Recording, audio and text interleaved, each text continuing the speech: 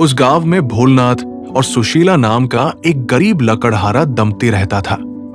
दिन भर कुल्हाड़ी की ठक ठक, शाम ढलते ही चूल्हे की लौ और बच्चों की हंसी, यही उनकी दुनिया थी। उसी दुनिया में एक दिन एक लड़का पैदा हुआ, अर्जुन। बचपन से ही उसके हाथों में कुछ और था। जहां दूसरे बच्चे पत्थर फेंकते, वो लकड़ी के टुकड़ों से नावें बनाता, पक्षी उड़ाता, छोटे छोटे घर गढ़ता। उसकी बनाई चीजें इतनी जीवंत होती कि देखने वाला रुक जाता। गांव वाले कहते, इसके हाथों में देवदार की रूह बसती है। भोलनाथ हंसते, हमने तो सिर्फ कुल्हाड़ी चलानी सिखाई थी, इसने लकड़ी को सांस दे दी। समय ने पांव पसारे। अर्जुन की कारीगरी पहाड़ों में मशहूर हो गई। मंदिरों की मूर्तियां, घरों के नक्काशीदार दरवाजे, सब उसके हाथों से निकलते। लोग कहते, अर्जुन की लकड़ी बोलती है। पर नियति को कुछ और ही मंजूर था। एक भयंकर बर्फीला तूफान आया। भोलनाथ और सुशीला जंगल से लकड़ी ला रहे थे। तूफान ने उन्हें निगल लिया। उस रात चंदनपुर में हर चूल्हा ठंडा पड़ गया। अर्जुन अकेला रह गया। कई दिन तक उसकी कुल्हाड़ी धूल चाटती रही। उसे लगता अब उसके हाथ बेजान हो गए। फिर एक सुबह मां की आखिरी बात याद आई, बेटा, लकड़ी कितनी भी सख्त हो, प्यार और धैर्य से तराशो, वो मुस्कुरा उठती है। बस वही वाक्य आग बनकर सुलगा। अर्जुन फिर उठ खड़ा हुआ। अब हर मूर्ति में मां बाप की छवि बसने लगी। इसी बीच राज्य में हिम महोत्सव का ऐलान हुआ। दूर दूर से कारीगर आते। विजेता का नाम राजमहल तक गूंजता। अर्जुन ने रात दिन एक कर दिए। उसने एक हिमराज कुमारी की मूर्ति गढ़ी, ऐसी कि उसकी आंखों में हिमालय की ठंडक और होठों पर पहाड़ी हवा की मुस्कान थी। मेले में उसने एक सादी सी दुकान सजाई।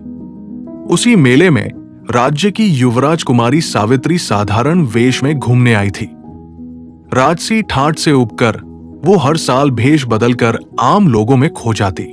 सावित्री की नजर मूर्ति पर पड़ी। वो ठिठक गई, ये तुमने बनाई? जी, मेरे हाथों का छोटा सा कमाल। इन आंखों में तो पूरा हिमालय समा गया है।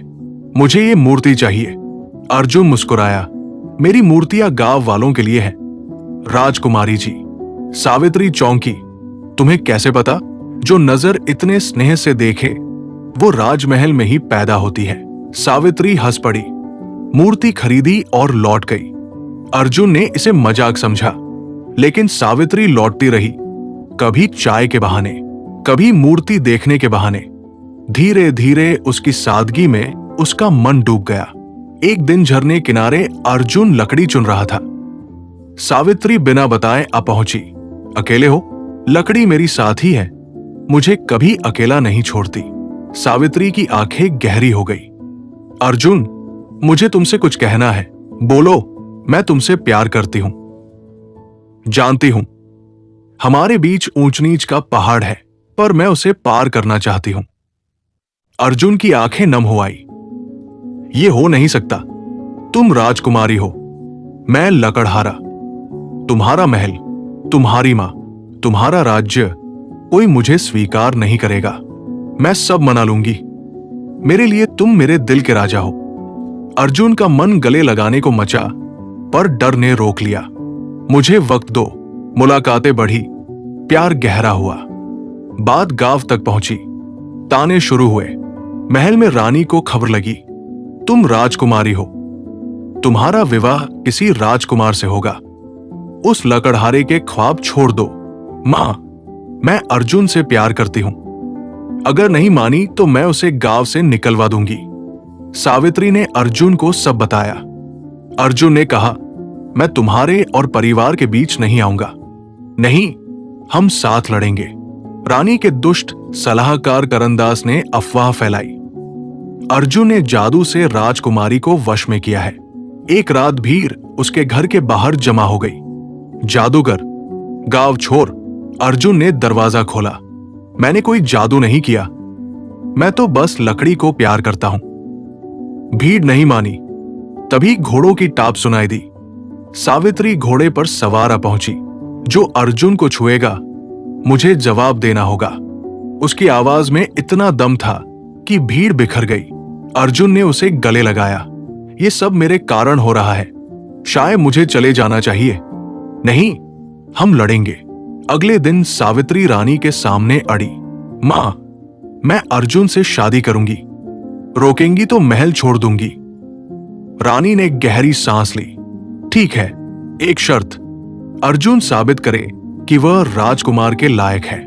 उसे एक लकड़ी की डोंगी बनानी होगी जो हिमनद के ठंडे पानी में कभी न डूबे, कभी न सड़े और महल की शोभा बने।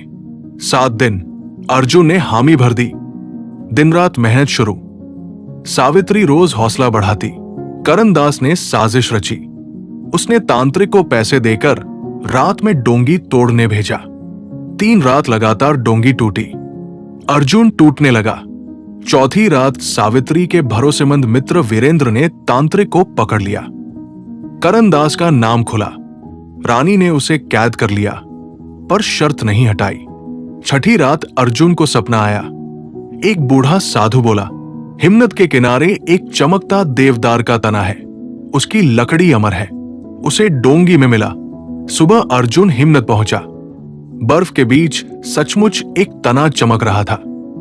उसने उसे काटा, पीसा, डोंगी में मिलाया।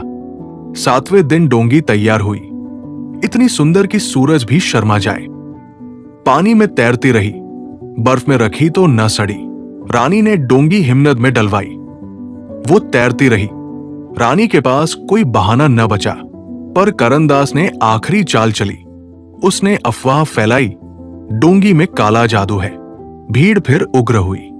अर्जुन और सावित्री जंगल भागे, एक गुफा में छिपे। करनदास ने गुफा में आग लगवा दी। धुआं भर गया। अर्जुन ने दीवार में छोटा सा छेद देखा। दोनों ने मिलकर उसे बड़ा किया और बाहर निकले। बाहर बर्फबारी शुरू हो चुकी थी। आग बुझ गई। तभी वही बूढ़ा साधु प्रकट हुआ। उसने करनदास को रोका। असली जादू प्यार में होता है, साजिश में नहीं। उसने डंडा जमीन पर मारा। तेज रोशनी फैली। करनदास और उसके साथी भाग खड़े हुए। साधु ने बताया, जंगल में एक प्राचीन देवदार है, उसकी जड़ में अमर लकड़ी का स्रोत है। उससे बनी डोंगी पूरे राज्य को एकजुट करेगी। अर्जुन और सावित्री उस देवदार तक गए। रास्ते में बाघ, खाई, सांप, हर खतरा आया। साधु का दिया ताबीज और उनका प्यार हर बार बचा ले गया। आखिरकार उन्होंने अमर लकड़ी हासिल की। अर्जुन ने उससे नई डोंगी गढ़ी जो देखने वाले के मन के सपने दिखाती थी।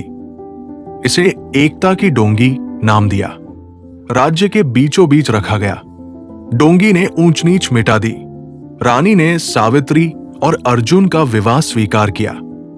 करनदास को देश निकाला मिला। अर्जुन ने गांव में कला केंद्र खोला। नई पीढ़ी के बच्चे लकड़ी को आत्मा देना सीखने लगे। सावित्री और अर्जुन का शासन न्याय और प्रेम का प्रतीक बना। एक शाम दोनों हिमनद के किनारे बैठे थे। सावित्री ने पूछा, क्या हमारा प्यार सचमुच इतना ताकतवर था? अर्जुन ने उसका हाथ थामा। हमारा प्यार लकड़ी जैसा था, सादा, मजबूत और उसमें अनंत आकार छिपे थे। तुमने उसे सपना दिया, मैंने हकीकत। साथ मिलकर हमने उसे अमर बना दिया। उनकी कहानी आज भी पहाड़ों में गूंजती है। लकड़हारे और राजकुमारी की प्रेम गाथा। मिट्टी हो या लकड़ी, प्यार और मेहनत उसे अमर बना देते हैं। जय माता दी।